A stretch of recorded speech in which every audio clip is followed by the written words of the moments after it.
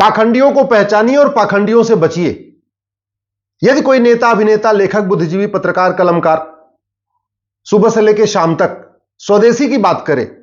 लेकिन गुलामी का नाम, गुलामी का निशान, गुलामी की परंपरा, गुलामी के रीति रिवाज, गुलामी की कुरीतियां, गुलामी के कुप्रथाओं को खत्म करने की बात न करे,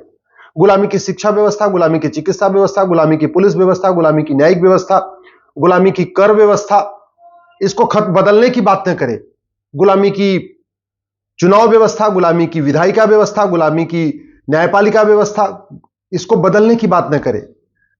तब आप मान लीजिए कि वो वास्तव में देश का भला नहीं चाहता, वो ओट जीवी है, नोट जीवी है और पाखंडी है। यदि कोई आदमी सुबह से लेकर शाम तक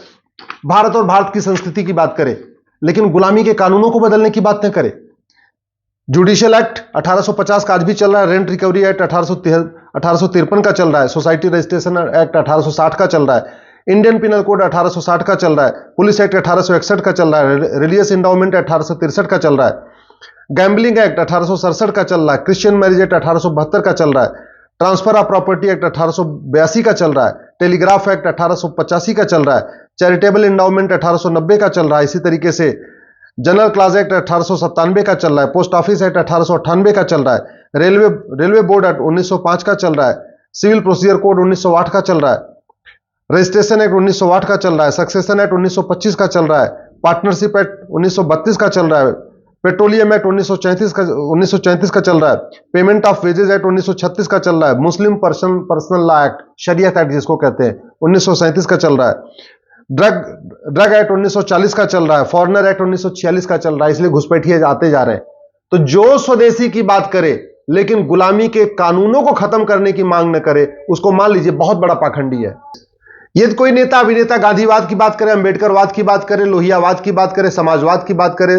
वामपंथ की बात करे, लेकिन भारतीय नामकरण संहिता लागू करने की मांग न करे, भारतीय धरोहर संहिता लागू करने की मांग न करे, भारतीय संस्कार संहिता बनाने की मांग न करे, एक नई भारतीय शिक्षा संहिता की मांग न करे, भारतीय चिकित्सा संहिता की बात न करे, एक सबके लिए भारतीय नागरिक संहिता की मांग न करे, एक नया पुलिस कानून यानी भारतीय पुलिस संहिता की बात न करे, एक भारतीय प्रशासनिक संहिता की बात न करे, भारतीय न्यायिक संहिता की बात न करे, भारतीय नागरिकता संहिता की बात न करे, सबको समान अवसर मिले इसलिए समान अवसर संहिता की बात न करे, सबके धार्मिक स्थानों को एक जैसा ट्रीट किया जाए इसलिए समान धर्मस्थल संहिता की बात न करे, वन नेशन वन टैक्स लागू करने की मांग न करे यानी भारतीय कर संहिता की बात न करे, एक जनसंख्या नियंत्रण कानून की मांग न करे, सबके लिए समान जनसंख्या संहिता की बात न करे, ग्राम स्वराज संहिता की बात न करे, पर्यावरण संहिता की मांग न करे, भारतीय भाषा संहिता की बात न करे, भारतीय चुनाव संहिता की बात न करे, भारतीय विधायिका संहिता की लागू करने की बात न करे, भारतीय कार्यपालिका संहिता की बात न करे, और जिस तरीके से मीडिया पूरी तरीके से टीआरपी जीवी हो चुकी है उसके लिए एक भारतीय खबर पालिका संहिता की बात न करे, तो आप मान लीजिए वो वास्तव में सच्चा देशभक्त नहीं है, वो केवल या तो दल गुलाम है या पार्टियों का गुलाम है, किसी नेता का गुलाम है, और या तो वो बहुत बड़ा ओट जीवी, नोट जीवी पाखंडी है। क्योंकि जो वास्तव में देश का भला चाहेगा वो हमेशा चाहेगा कि नए कानून बने, क्योंकि भारत की 80% समस्याओं का समाधान घटिया कानूनों को बदल के नए कानून बना के हो सकता है। इसी तरीके से सुबह से लेकर शाम तक नए नए ज्ञान देता रहे, तू मैं करता रहे, आरोप प्रत्यारोप करता रहे, एक दूसरे को तू चोर मैं सिपाही वाला खेल खेलता रहे, लेकिन नशा नियंत्रण के लिए कठोर कानून की मांग न करे, शराब नियंत्रण के कठोर कानून की बात न करे, अश्लीलता फैल रही है उसके लिए कठोर कानून बनाने की बात न करे, घुसपैठिए आ रहे हैं और जो आ चुके हैं वो जा नहीं रहे इसलिए घुसपैठ नियंत्रण के लिए कठोर कानून की बात न करे, 50% समस्याओं का मूल कारण जनसंख्या विस्फोट है इसलिए फिर भी जनसंख्या नियंत्रण कानून की बात न करे, मानव तस्करी बहुत चिंता का विषय है, मानव तस्करी के खिलाफ कठोर कानून की बात न करे, घूसखोरी, जमाखोरी, मिलावटखोरी, कालाबाजारी के खिलाफ कठोर कानून की बात न करे। इसी तरीके से जिहाद बढ़ रहा है, चरमपंथ बढ़ रहा है, कट्टरवाद बढ़ रहा है, इसके खिलाफ कठोर कानून की बात न करे, मिलावटखोरी, मुनाफाखोरी, कालाबाजारी के खिलाफ कठोर कानून की बात न करे, विदेशी चंदा नियंत्रण के लिए कठोर कानून की बात न करे, कालाधन हवाला नियंत्रण के लिए कठोर कानून की बात न करे, बेनामी संपत्ति का जो लेन देन इसको रोकने के लिए कठोर कानून की बात न करे, कालाधन नियंत्रण की बात न करे, हवाला नियंत्रण की बात न करे, विदेशी जो फंडिंग हो रही है उसको नियंत्रण की बात न करे, तो आप मान लीजिए कि वास्तव में बहुत बड़ा वो पाखंडी है। वो आपको भ्रमित करने के लिए कभी गांधी की बात करता है, कभी लोहिया की बात करता है, कभी अंबेडकर की बात करता है, कभी पेरियार की बात करता है, कभी समाजवाद की बात करता है, कभी कुछ करता है। वास्तव में उसका असली मकसद केवल और केवल लूटना है, सत्ता प्राप्त करना है और सत्ता प्राप्त करके अपना खजाना भरना है। समाजवाद की बात करने वाले आपको अखिलेश यादव कभी समान शिक्षा की मांग नहीं करते, समान नागरिक संहिता की बात नहीं करते, समान धर्मस्थल संहिता की बात नहीं करते। ईमानदारी की बात करने वाले केजरीवाल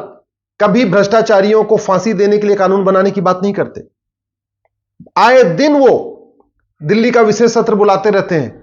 निंदा प्रस्ताव पारित करते रहते हैं, लेकिन आज तक केजरीवाल ने दिल्ली की विधानसभा में पुलिस चार्टर लागू करने के लिए कभी प्रस्ताव पास नहीं किया, जुडिशियल चार्टर लागू करने के लिए प्रस्ताव पास नहीं किया, इलेक्शन चार्टर लागू करने के लिए प्रस्ताव पास नहीं किया, एजुकेशन चार्टर लागू करने के लिए प्रस्ताव नहीं पास किया। इसका मतलब क्या हुआ?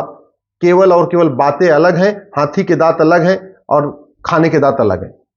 मैं आप लोगों से निवेदन करता हूं, दल गुलामी छोड़िए, पार्टियों की गुलामी छोड़िए। ये पार्टियां आएंगी जाएंगी, नेता आएंगे जाएंगे, किसी के सांसद विधायक मंत्री बदलने से व्यवस्था नहीं बदलेगी। अगर मुख्यमंत्री बदलने से, सांसद बदलने से, विधायक बदलने से व्यवस्था बदलती तो 75 साल में बदल गई होती। आज की डेट में न घूसखोरी खत्म हुई है, न जमाखोरी खत्म हुई है, न मिलावटखोरी खत्म हुई है, न कालाबाजारी खत्म हुई है, न नशा तस्करी खत्म हुई है, न मानव तस्करी खत्म हुई है, न सोना तस्करी खत्म हुई है। जानते हैं क्यों? क्योंकि डॉक्टर तो बदल रहे हैं, सांसद विधायक बदल रहे हैं, मुख्यमंत्री बदल रहे हैं, सब बदल रहे हैं, लेकिन कानून नहीं बदल रहा है। घुसपैठ खत्म नहीं हुई है, धर्मांतरण नहीं रुक रहा है, जनसंख्या विस्फोट नहीं रुक रहा है। व्यवस्था जब तक नहीं बदलेगी तब तक डॉक्टर बदलने से समस्याएं नहीं खत्म होंगी, सांसद और मुख्यमंत्री और मंत्री बदलने से कोई समस्या खत्म नहीं होगी। इसलिए मेरा आपसे निवेदन है, प्लीज महीने में एक बार अपने सांसद और विधायक से जरूर मिलिए।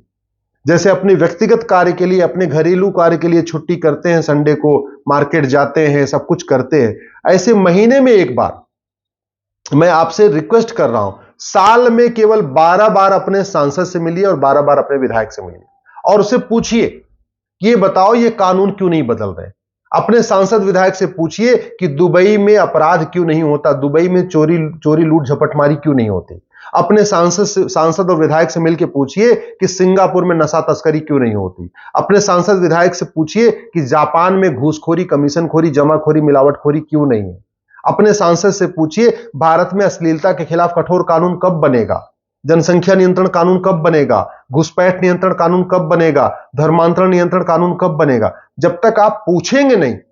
तब तक कुछ नहीं बदलेगा। व्हाट्सएप पे वीडियो फॉरवर्ड करने से, फेसबुक पे लिखने से, ट्विटर पे लिखने से कुछ नहीं होगा। अल्टीमेटली आपको जाके सांसद और विधायक का दरवाजा खटखटाना पड़ेगा। अपने व्यक्तिगत कार्य के लिए आप मत जाइए, राष्ट्र के लिए जाइए, देश के लिए जाइए। क्योंकि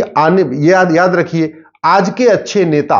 जो नेता आपको अच्छे लगते हैं, ये 25 साल के बाद आपके बच्चों को बचाने नहीं आएंगे। ये 25 साल के बाद जिहाद रोकने नहीं आएंगे, मजहबी उन्माद रोकने नहीं आएंगे, कट्टरवाद नहीं रोकने नहीं आएंगे। लेकिन आज का कठोर कानून 25 साल के बाद आपके आने वाली पीढ़ियों को बचाएगा, मैं गारंटी के साथ लिख रहा हूं। इसलिए मैं आपसे निवेदन कर रहा हूं,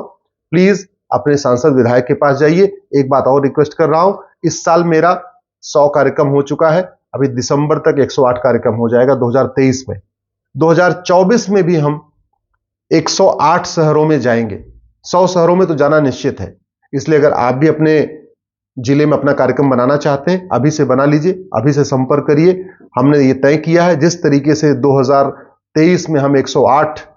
जिलों में गए हैं, 108 कार्यक्रम कर रहे हैं, ऐसे 2024 में भी हम देश के 108 जगहों पे कार्यक्रम करेंगे, 108 जगह जनसंवाद करेंगे, आप लोगों के सवालों का जवाब देंगे, आपसे सीधे संपर्क करेंगे, आपके जो सवाल होंगे उसका हम सीधे जवाब देंगे 108 शहरों में 2024 में भी। इसलिए अभी से कार्यक्रम बनाइए, अभी से हॉल बुक कर लीजिए, अभी से डेट फिक्स कर लीजिए, आने वाले टाइम में उसकी तैयारी शुरू कर दीजिए।